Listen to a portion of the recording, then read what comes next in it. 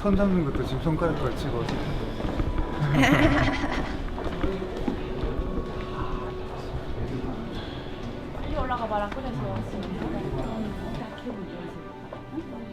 A wedding rehearsal. The big day is still a few weeks ahead. 저의 이름은 주찬양입니다. 나이는 25살입니다. 한국 나이로. 사이즈 큰데? Chan Yang, with her fiancé Xin Young and mother, is sampling the menu and venue for her wedding banquet, which will take place here soon. Just a few years ago, Chan Yang never imagined that life would take her here, to this land of such plenty.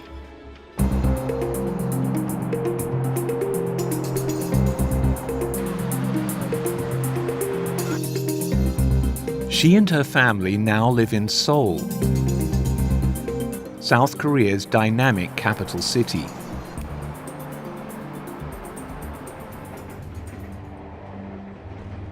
But they're from one of the most isolated and repressive nations on earth, where she spent most of her childhood starving. 한 10년 동안, 1991년도부터 한 2000년도 그때까지는 정말 힘들었어요. 그때 많은 분들이 북에서 굶어 사망하셨고 저희 어머니 외갓견 두고 때 다 돌아가셨거든요.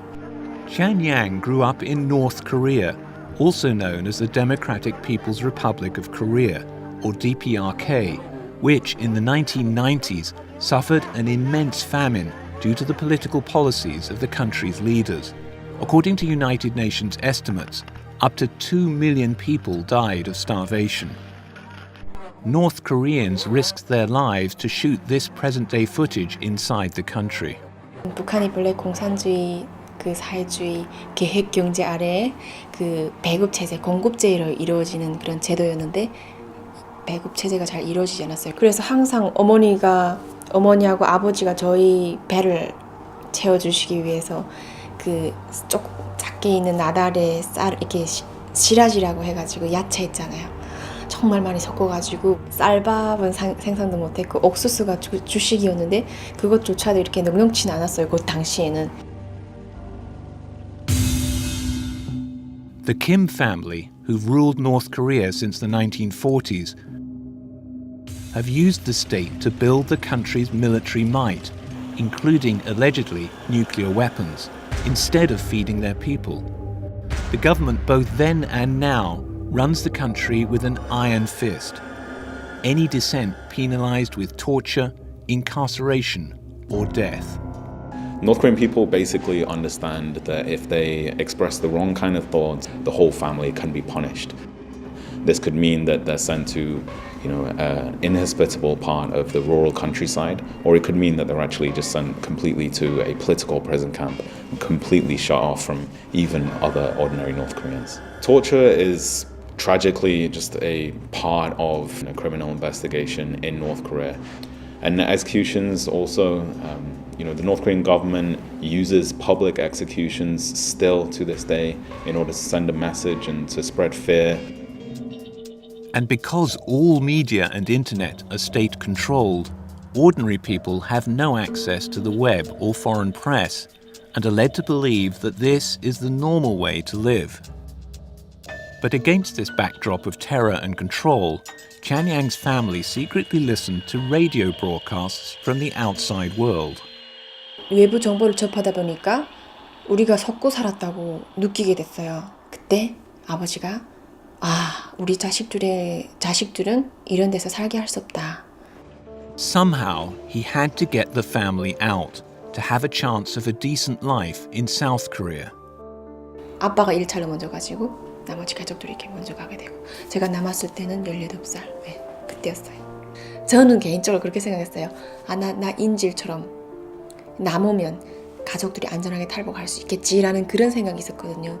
근데 항상 보위부의 감시를 받으면서 아버지가 딸이 집에 있으니까 오지 않을까 계속 감시하더라고요. The punishment for defectors, if they are caught, is definitely imprisonment and perhaps execution. 되게 지금도 생각하면 마음이 아픈 거는 가족들이 탈북한 다음에 정말 가족들이 무사히 탈북 성공하기를 간절히 빌었죠. 근데 한국에 아빠 엄마가 무사히 갔는데 우리 지금 분명 한나라 땅에 있는데 몇 시간이면 갈 수 있는데 같은 달을 바라보면서 갈 수 없잖아요. 그래가지고 되게 만날 수 없나 뭐 이런.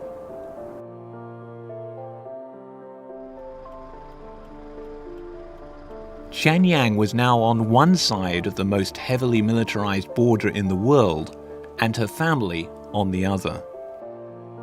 진짜 몇 시간만 차를 2시간만 타고 가면 내 가족이 있는데 못 만나. 상상해보세요. 그래가지고 계속 달 보면서 억울했어요 되게. Xianyang's mother also suffered. 그 정말 자식을 두고 왔다는 그런 고통은 뭐 어디 다른 데다가 비기지 못하겠더라고요. 밥도 뭐 대한민국의 진수성찬을 차려놔도 그게 맛이 없고, 그러니까 정말 잠도 자도 말편잠 못 자고 악몽에서 헤매죠. The tragic division of the two Koreas took place decades ago, when the peninsula was torn apart by one of the most brutal civil wars the world has seen. After mounting hostilities during which the United Nations tried to maintain peace, in 1950, Communist North Korea, supported by the Soviet Union, invaded the south. The United Nations Security Council intervened, dispatching both a ceasefire order and a UN force to counter the invasion. For 3 years, both diplomats and troops struggled to restore peace.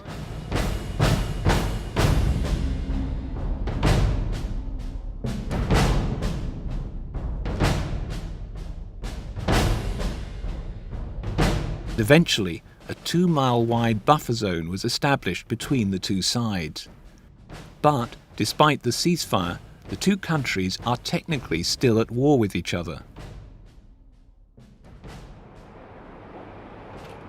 Xianyang and her family are not the only ones to have been separated by the division. 94-year-old Mr. Gang fled from north to south during the war. He left his family behind and then had no contact with any of his loved ones in North Korea for 60 years.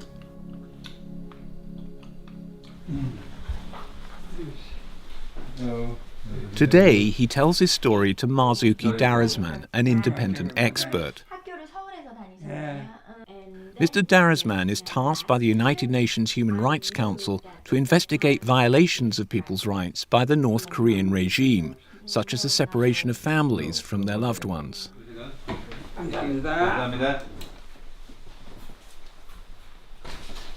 Family reunion should not be seen as a humanitarian issue. It's a human right in itself. 60,000 families known to be separated. We are appealing and pushing the South Korean government also to give it the highest priority, actually, in reaching out to the North Koreans.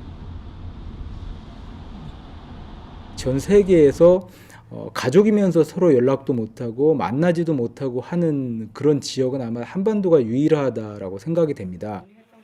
Ha-moo Jin from the South Korean Ministry of Unification says some 6 to 7 million people on both sides remain separated from loved ones.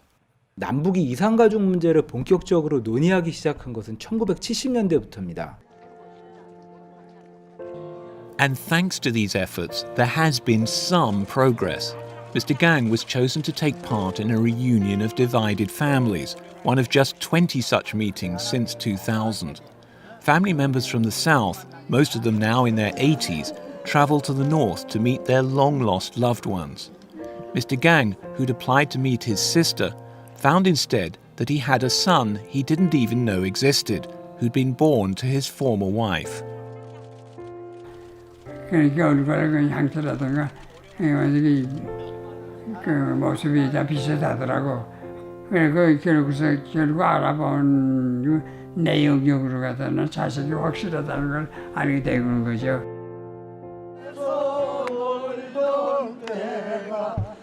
The family spent 2 days together under highly supervised conditions before, once again, being wrenched apart. Many of them are now so elderly they know the chance of ever seeing their loved ones again is remote. 그래 반갑게 만나고 그래서 헤어졌는데 그때 짧은 시간이나마 그래서 만나서 반갑고 빨리 통일됐으면 얼마나 좋겠느냐 기대를 하고 있는 겁니다.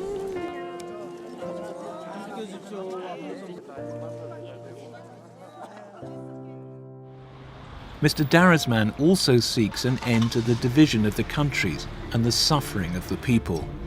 This is a system that has no parallel in the modern world in terms of its hold on its own people, in terms of its massive scale of human rights violations, and in terms of its totalistic control of the very lives of its individual citizens.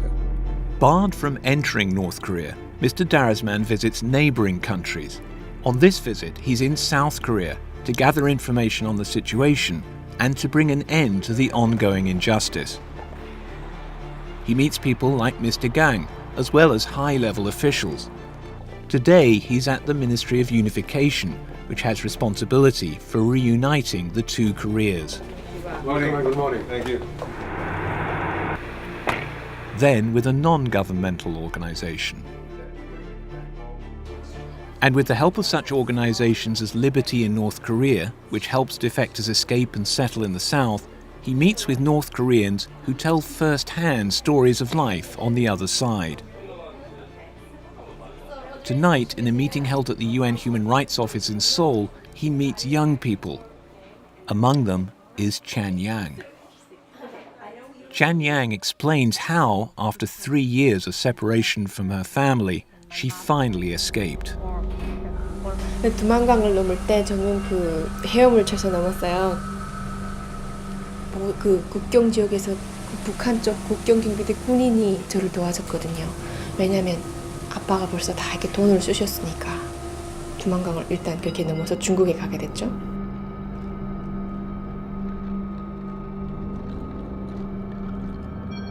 She underwent a dangerous onward journey through China. If North Koreans are caught, the Chinese authorities, against international agreements, usually send them back to North Korea. 탈북했던 거를 들키게 되잖아요. 그러면 저 같은 경우는 거의 완전 사형감이죠. 완전. And then on to Thailand, where she was transferred to South Korea and finally reunited with her family.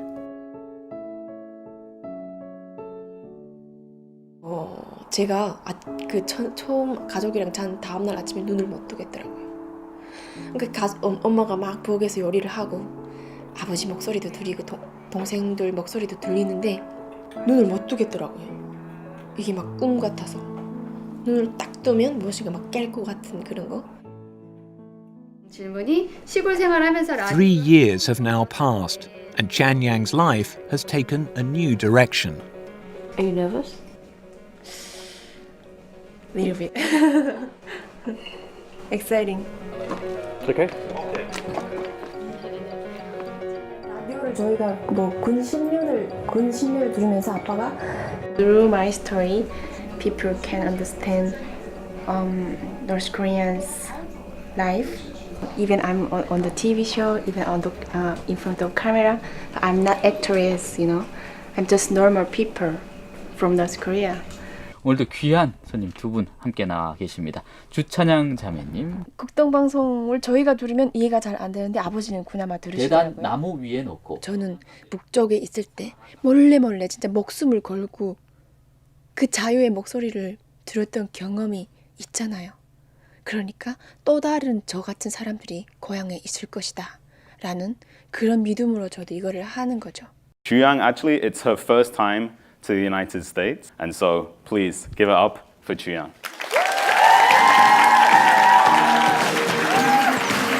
Growing up in North Korea, accessing foreign media despite the government's restrictions.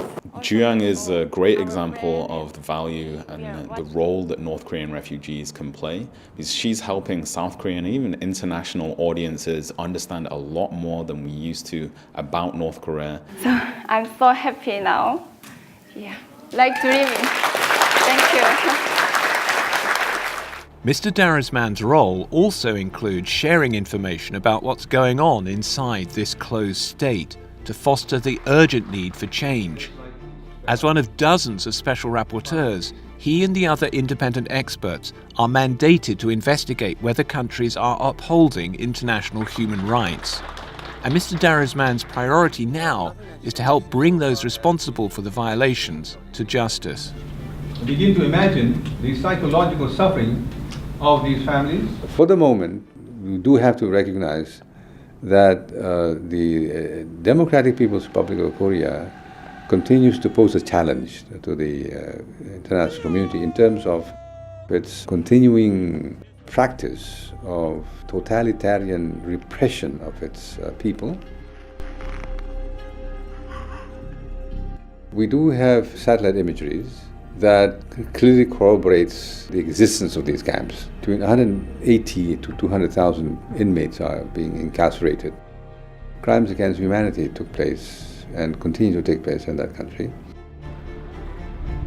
As well as taking part in a UN Commission of Inquiry in 2013, the reports on his findings go to the highest level, here at the General Assembly in New York.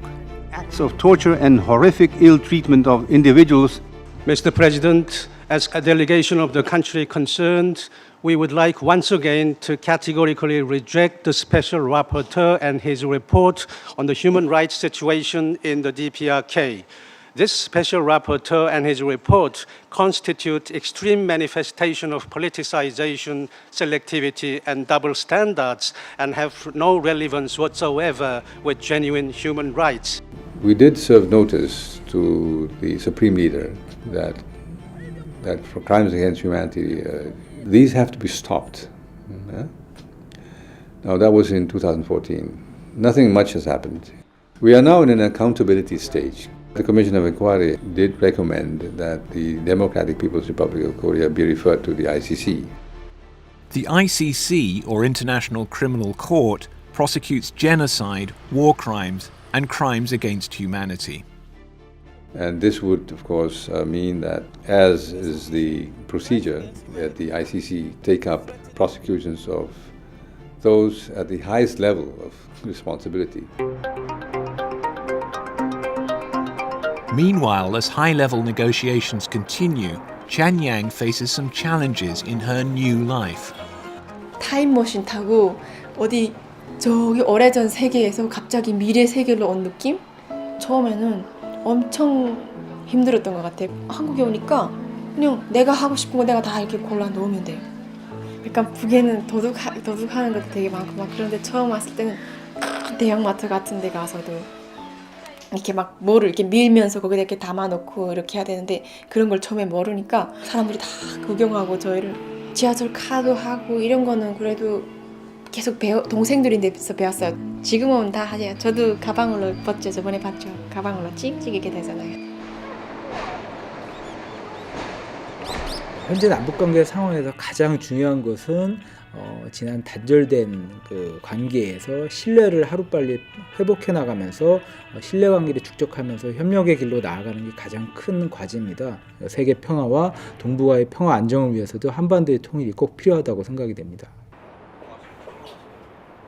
The international community is not only doing something for the Koreans, but it is also the Koreans that are showing the world it will take time, but it will finally reach that moment of truth, and that there is light at the end of the tunnel there.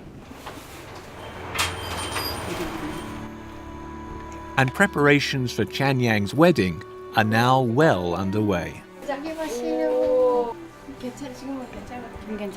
네, 파란색이고 분홍색 한 건데 꽃까지 달고. 북쪽에 계신 분들도 자유가 있고 이런 인권이 있고 삶을 포기하지 않고 하는 거를 깨닫고 렛츠고. 우리 한민족이 지금 분단돼 있지만 다시 만나게 되는 날을 향해서 이렇게 힘내서 올 수 있도록 푸시하고 싶은 그런 마음에서 하는 것 같아요, 저는.